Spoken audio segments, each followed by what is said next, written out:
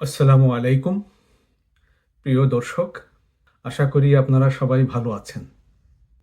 আজকে আপনাদের সাথে দুটি বিষয় নিয়ে আমি আলোচনা করতে চাই। প্রথমেই একটি টক শোর বিষয় নিয়ে আলাপ করব, পরে দেশের বর্তমান রাজনীতির হালচাল নিয়ে কিছু কথা বলবো। ধৈর্য নিয়ে আমার ভিডিওটি দেখবেন। গতকাল একটি টক শো দেখেছিলাম, লন্ডন প্রবাসী হাসিনা আক্তারের টেবিল টক। আগেও আমরা যেমনটি দেখেছি, ঠিক তেমনি এখনো আলোচকরা ইসলাম ধর্মের কোনো বিষয়ের ব্যাখ্যা দিতে গিয়ে অনেকে নিজেদের অজান্তে হাদিস এবং কোরআনকে মুখোমুখি দাঁড় করিয়ে দেন। ইসলামে নারী পুরুষের সমান অধিকারের কথা বলতে গিয়ে অনেকেই যুক্তিসঙ্গত মতামত দিতে পারেন না। পৃথিবীর কোনো ধর্ম বা সভ্যতায় নারী পুরুষের সমান অধিকার দেয়া হয়নি, সমান অধিকারের কথা বলা হয়নি, শুধুমাত্র ইসলাম ছাড়া। একমাত্র ইসলাম ধর্মেই নারী পুরুষের সমান অধিকারের কথা বলা হয়েছে। তবে এখানে সমান অধিকার বলতে পাল্লা বা নিক্তি দিয়ে মেপে ৫-৫, ১০-১০ ভাগ করে দেওয়ার কথা বোঝানো হয়নি। সমান অধিকারের কথা বলা হয়েছে ন্যায্যতার ভিত্তিতে। নারী পুরুষের এই ন্যায্যতা ভিত্তিক সমান অধিকারই ইসলামী সভ্যতা ও সংস্কৃতির মাপকাঠি। আমাদেরকে সৃষ্টি করেছেন কে? নিশ্চয়ই আল্লাহ রাব্বুল আলামিন। অন্যান্য ধর্মাবলম্বীরা বলবেন ঈশ্বর বা গড। মহান রাব্বুল আলামিন মানব সভ্যতা বিকাশের জন্যেই নারী পুরুষকে আলাদা আলাদা বৈশিষ্ট্য এবং গুণাবলী দিয়ে সৃষ্টি করেছেন। সেই সাথে তিনি নারী পুরুষের ন্যায্যতা ভিত্তিক সমান অধিকারের ব্যাপারটিও স্পষ্ট করে দিয়েছেন। নারীরা স্বাভাবিকভাবেই পুরুষের চেয়ে আলাদা গঠনের এবং দৈহিক শক্তিতে দুর্বল। অপরদিকে পুরুষরা দৈহিকভাবে শক্তিশালী এবং রুক্ষ প্রকৃতির। আবার কমনীয়তা, সৌন্দর্য এবং যৌন আবেদনে নারীরাই সেরা। নারীর কাজ গর্ভ ধারণ করা, সন্তান জন্ম দেয়া এবং সন্তান লালন পালন করা। যে কাজটি পুরুষরা করতে পারে না, পুরুষদের দ্বারা সম্ভব নয়। নারীর শারীরিক গঠন এমন যা পুরুষের দৃষ্টিতে উত্তেজক এবং যৌন আবেদনময়ী। সেজন্যেই আল্লাহ তাআলা নারীর যৌন আবেদনময়ী বিভিন্ন অঙ্গ প্রত্যঙ্গকে সুরক্ষিত করে রাখার কথা বলেছেন। অন্যদিকে নারীকে যে মর্যাদা দেয়া হয়েছে সেটা পুরুষকে দেয়া হয়নি।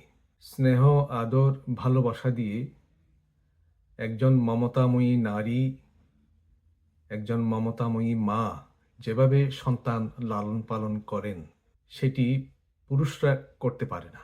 হাদিস শরীফে এটাও বলা হয়েছে, মায়ের পায়ের নিচে সন্তানের বেহেশত। এখানেও মাকে বেশি মর্যাদা দেয়া হয়েছে বিশেষ ক্ষেত্রে। অপরদিকে পুরুষরা সংসারের বাইরে রুজি রোজগার করবে, কঠোর পরিশ্রম করবে এবং সংসারে উপার্জনের দায়িত্ব কাঁধে নেবে। এটা পুরুষের কাজ। এই কাজটি নারীর বাধ্যতামূলক কোনো কাজ নয়।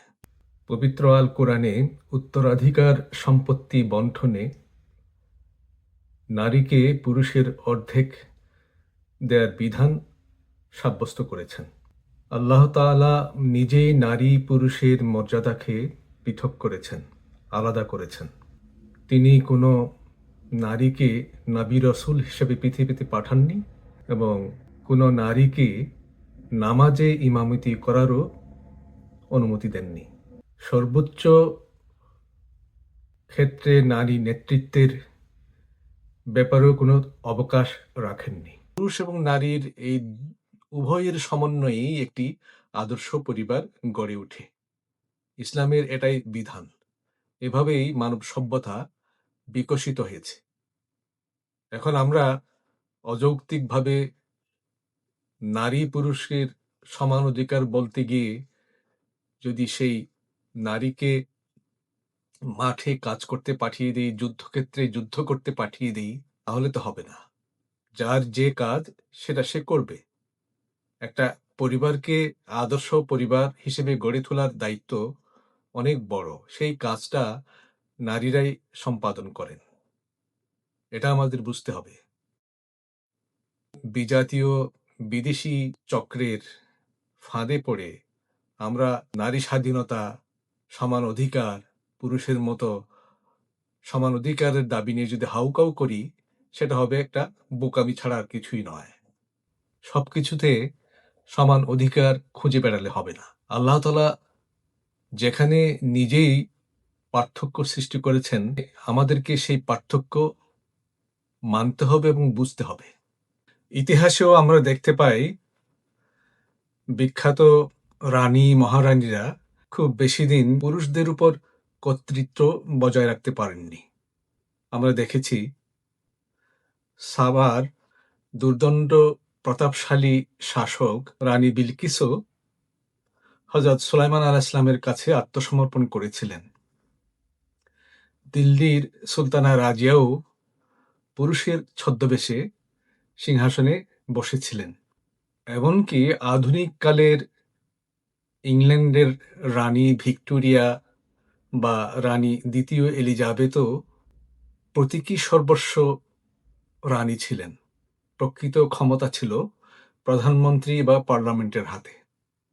কাজেই আল্লাহ তাআলার নির্ধারিত যোগ্যতা ভিত্তিক যে সাম্যতা, আল্লাহ তাআলার নির্ধারিত নারী পুরুষের যে পার্থক্য এবং মর্যাদা, সেটাকে আমাদের মানা উচিত। জোর করে নারীকে সর্বোচ্চ নেতৃত্বে বসাবার চেষ্টা করা মানে আল্লাহ তাআলার সেই ফিতরাত, সেই স্বাভাবিক প্রকৃতিকে অস্বীকার করা। এটি আমাদের সকলেরই বোঝা উচিত। এখন অনেকে বলার চেষ্টা করছেন কোরআন শরীফে নারী নেতৃত্বের বিরুদ্ধে কোনো কথা বলা হয়নি।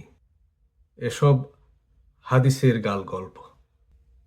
কানাডা প্রবাসী জনৈক পণ্ডিত ব্যক্তি হাদিসের নাম শুনলে রীতিমতো তেলে বেগুনে জ্বলে ওঠেন। বাংলাদেশে স্বঘোষিত এক আলেম সমানে আল কোরআনের মনগড়া ব্যাখ্যা দিয়ে যাচ্ছেন, হাদিসকে অস্বীকার করে। বিভিন্ন টক শোতেও বিভিন্ন আলোচকদের হাদিস নিয়ে অনীহা প্রকাশ করতে দেখা যায়। যাদের হাদিস শাস্ত্র সম্পর্কে কোনো ধারণাই নেই, তারা ইসলামে হাদিসের গুরুত্ব বুঝতে পারেন না। হাদিস ছাড়া যে আল কোরআন বোঝা যায় না, সেটা অনেকেই মানতে চান না। বিপত্তি হয়েছে এখানেই। আমাদের আগে বুঝতে হবে যে হাদিসের মাধ্যমে আমরা কোরআনুল করিমকে পেয়েছি। কোরআন শরীফ সম্পর্কে আমরা কিছুই জানতাম না যদি হাদিস না থাকতো। কোরআন শরীফে শুধু মূল নীতিগুলো বলা হয়েছে, মূল নির্দেশনাগুলি দেয়া হয়েছে। কোরআন শরীফের ব্যাখ্যা দিয়েছেন স্বয়ং আমাদের মহানবী হযরত মুহাম্মদ সাল্লাল্লাহু আলাইহি ওয়াসাল্লাম। তিনি কোরআন শরীফের বিভিন্ন বিধানকে, বিভিন্ন আদেশ নিষেধকে বুঝিয়েছেন এবং ব্যাখ্যা দিয়েছেন, এবং সেই তিনি যা বলেছেন সেটাই হলো হাদিস। এখন হাদিসকে অস্বীকার করা মানে ইসলামের মূল ব্যাপারটি অস্বীকার করা। আপনি হাদিস ছাড়া কোরআন শরীফ কোথায় পেলেন? হাদিসে তো বলা হয়েছে যে অমুক জায়গায় ওহী নাজিল হয়েছে, অমুক জায়গায় অমুক সূরা নাজিল হয়েছে, এবং সেগুলো সাহাবীরা লিখে রেখেছেন। এটা তো হাদিসের মাধ্যমে আমরা জানতে পেরেছি। এই কোরআন শরীফটা তো আসমান থেকে টুপ করে এসে পড়েনি পৃথিবীতে, তাই না? তখন আপনি যদি হাদিস অস্বীকার করেন, তাহলে তুমি কোরআনই আপনি বুঝতে পারবেন না। কোরআন শরীফে শুধু বলা হয়েছে নামাজ পড়ো, জাকাত দাও, হজ করো, রোজা রাখো। কিভাবে নামাজ পড়তে হবে, রোজা রাখতে হবে, জাকাত দিতে হবে এবং হজ করতে হবে, সেই বিস্তারিত ব্যাখ্যা কোরআন শরীফে কোথাও নেই। এই বিষয়টি হাদিস শরীফে আছে। হাদিস শরীফে বলা আছে কিভাবে নামাজ পড়তে হবে, কিভাবে রোজা রাখতে হবে, কিভাবে হজ করতে হবে। কাজে হাদিস বাদ দিয়ে ইসলামের কোনো বিধিবিধান নির্ধারিত হয়নি। হাদিসের ভিত্তিতেই কোরআনকে ব্যাখ্যা করা হয়েছে এবং এই কোরআন হাদিসের আলোকেই ইসলামী সভ্যতা, সংস্কৃতি, তাহাজিব, তমদ্দুন গড়ে উঠেছে। আজকে আমরা যে ইসলামী সভ্যতার গর্ব করি, ইসলামী ইতিহাস ঐতিহ্যের গর্ব করি, সেটি এই আল কোরআন এবং হাদিসের মাধ্যমেই সাব্যস্ত হয়েছে, প্রতিষ্ঠিত হয়েছে। আমাদের বিধিবিধানগুলো, আমাদের শরীয়ত, আমাদের আইন কানুন হাদিস বাদ দিয়ে এগুলো কল্পনাও করা যায় না। আমাদেরকে কেন হাদিস মানতে হবে? আল্লাহ তাআলা নিজেই আমাদেরকে হুকুম দিয়েছেন হাদিস মানার জন্যে। কিভাবে? উনি স্পষ্টভাবে কোরআন শরীফে বলেছেন, হে মুমিনগণ, তোমরা আমাকে মানো এবং আমার রাসূলকে মানো। স্পষ্ট আয়াত। রাসূলকে মানা মানেই হলো হাদিস মানা। আল্লাহ যেখানে নিজেই হাদিস মানার নির্দেশ দিয়েছেন, সেখানে কোন মুসলমান হাদিস না মানার সাহস দেখাতে পারে? এই সহজ ব্যাপারটি না বুঝলে তো হবে না। শুধু আহলে কোরআন বা আহলে হাদিস ইসলামে জায়েজ নেই। আপনি যদি মুসলিম হতে চান, তাহলে আপনাকে আল কোরআন যেমন মানতে হবে, তেমনি আল কোরআনের ব্যাখ্যা হাদিস শাস্ত্র আপনাকে মানতে হবে। আখিরি জামানায় এসে কেউ যদি বলে আমি শুধু কোরআন মানি, হাদিস মানি না, তাহলে তাকে ফেতনাবাজ বলে ধরে নিতে হবে। এই সহজ বিষয়টি বোঝার জন্যে কোনো বড় আলেম হওয়ার দরকার নেই। তা আমাদেরকে এসব ফেতনাবাজদের কাছ থেকে সাবধান থাকতে হবে। দেশের রাজনীতি এখন বিএনপি এবং জামায়াত জোটের বাকযুদ্ধে সরগরম।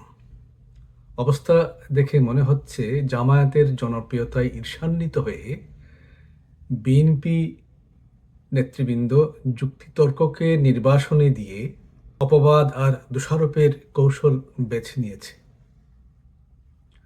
টুইটার হ্যাক করে বানোয়াট শব্দ ঢুকিয়ে দেয়া, কারো কোনো বক্তব্যকে ঘুরিয়ে অন্যদিকে নিয়ে যাওয়া, মিথ্যা অপবাদ দিয়ে বিরোধী দলীয় নেতৃবৃন্দকে অপমান করা এবং মিথ্যা তথ্য দিয়ে জনগণকে প্রতারিত করার মতো হীন কর্মকাণ্ডে নেমে পড়েছে বিএনপি। বিএনপি এখন আর শহীদ প্রেসিডেন্ট জিয়াউর রহমানের বিএনপি নেই। এখন জনাব তারেক রহমান তার চারপাশে ঘিরে থাকা ভারতীয় দালালদের সুরে সুর মিলাচ্ছেন। তিনি তার নেতা কর্মীদের অসভ্যতা, অন্যায় আচরণ এবং মিথ্যা বানোয়াট বিবৃতিকে সমর্থন দিচ্ছেন।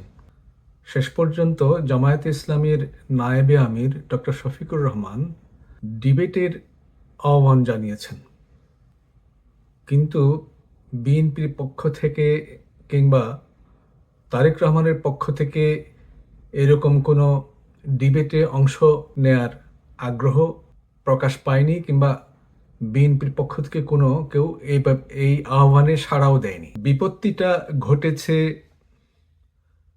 জামায়াতে ইসলামের নায়েবে আমির ডক্টর শফিকুর রহমানের টুইটার অ্যাকাউন্টের একটি বক্তব্য নিয়ে। এই টুইটার অ্যাকাউন্টটা হ্যাক হয়েছে এবং এ কথা জামায়াত বারবার দাবি করে যাচ্ছে, তারপরও বিএনপি সেটা শুনতে নারাজ। যে এই কথাটি বলেছে বলে তারা দাবি করছে, তিনি নিজেই তো বলছেন এটা আমি বলিনি, এটাকে কেউ হ্যাক করে ঢুকিয়ে দিয়েছে। তিনি তো নিজেই সেটা বিবৃতি দিচ্ছেন, ভুল সংশোধনী দিচ্ছেন, তারপরেও সেটা মেনে নিচ্ছে না বিএনপি। অপরদিকে আমরা বিএনপির বিভিন্ন নেতাকর্মীদের কর্মকাণ্ড, নারীদের উপর তাদের যে জুলুম নির্যাতন এবং রাস্তাঘাটে নারীদেরকে যে লাঞ্ছনা নিপীড়ন করা হয়েছে তার জাজল্য প্রমাণ রয়েছে। তারপরও তারা লজ্জা শরমের মাথাকে একটা টুইটার অ্যাকাউন্টের একটা বক্তব্য নিয়ে উঠে পড়ে লেগেছে। এভাবে নির্বাচনী প্রচারণা বাংলাদেশে যে একটা জটিলতার সৃষ্টি করেছে, একটা সমস্যার সৃষ্টি করেছে, মানুষ জনগণ হতবাক হয়ে যাচ্ছে। কারা দুর্নীতিবাজ, কারা চাঁদাবাজ এবং কারা সন্ত্রাসী সেটা তো এখন পরিষ্কার হয়ে গেছে। জনগণ চাচ্ছে অনেক দিন পরে একটি সুষ্ঠু অবাধ নির্বাচনে তারা শান্তিতে ভোট দেবে। সেই শান্তিতে ভোট দেওয়ার পরিবেশটা নষ্ট করে দেওয়ার জন্যে বিএনপি এখন অদৃশ্য কোনো শক্তির ইশারায় মাঠে নেমেছে। আমরা এই পর্যন্ত যত সন্ত্রাসী কর্মকাণ্ড, খুন খারাপি দেখেছি সবগুলোই প্রায় বিএনপির মাধ্যমে হয়েছে। এটা জনগণ দেখছে এবং তারা বুঝতে পারছে। এখন আমাদের একটি প্রশ্ন জনাব তারেক রহমানের কাছে, আপনি কি পতিত আওয়ামী স্বৈরাচারের রেখে যাওয়া বর্তমান প্রশাসনের আশকারা পেয়ে নেকড়ের ভূমিকায় অবতীর্ণ হয়েছেন? জামায়াতে ইসলামী জোটের নেতৃবৃন্দকে নিরীহ মেষ শাবক ভেবে ছলে বলে কৌশলে সংহার করতে উদ্যত হয়েছেন? যদি সুষ্ঠু এবং নিরপেক্ষ নির্বাচন হয় তাহলে বিএনপি জামায়াতের চেয়ে বেশি ভোট পাবে বলে আমাদের মনে হয় না। এখন যদি ইলেকশন ইঞ্জিনিয়ারিং বর্তমান প্রশাসন, দেশের প্রশাসন যদি অবৈধভাবে পক্ষপাত দুষ্ট হয়ে বিএনপিকে ক্ষমতায় বসাতে চায় ভারতকে খুশি করার জন্য, তাহলে হয়তো এই বাঙালি জাতির ভাগ্যে আবারও একটি কালো মেঘ নেমে আসবে। এই জাতি সেই দুর্দিনের জন্য কি অপেক্ষা করছে? আপনারা সবাই ভালো থাকবেন। আল্লাহ হাফেজ। বাংলাদেশ জিন্দাবাদ।